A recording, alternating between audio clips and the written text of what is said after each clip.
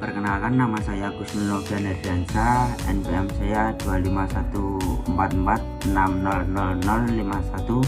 Saya dari kelas A125, program studi pendidikan guru sekolah dasar Universitas PGRI Yogyakarta.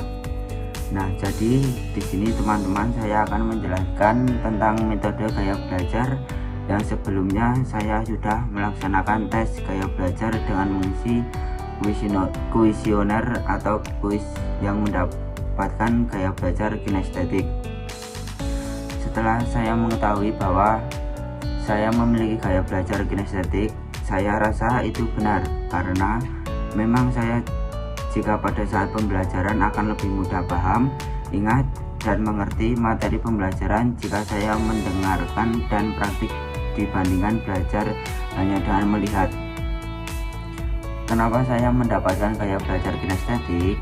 Nah, saya menyadari hal itu karena memang saya jika pada saat pembelajaran tidak bisa hanya diam saja, tetapi harus ada gerakan fisik supaya bisa menyerap informasi atau menerima pengetahuan bisa lebih maksimal dan efektif. Contohnya seperti apa? Biasanya saya saat belajar sering menggunakan kaki dan juga saya dapat mengingat materi dan pengalaman langsung, bukan hanya kata-kata. Jadi, menurut saya implikasi atau dampak dari gaya belajar kinestetik terhadap saya pada saat pembelajaran itu hanya saya merasa bahwa proses pembelajaran akan lebih efektif apabila saya terlibat langsung dalam aktivitas fisik ataupun praktik nyata. Saya cenderung lebih mudah memahami dan mengingat materi ketika dapat menyentuh, memanipulasi, atau mencoba sesuatu secara langsung dibandingkan hanya mendengar penjelasan atau membaca teks. Namun, kecenderungan ini juga memberikan tantangan saya sendiri, terutama ketika menghadapi metode pembelajaran yang bersifat pasif atau monoton, karena saya lebih cepat kehilangan fokus. Oleh karena itu, saya memerlukan metode pembelajaran yang memungkinkan seperti eksperimen, simulasi, ataupun penggunaan alat peraga.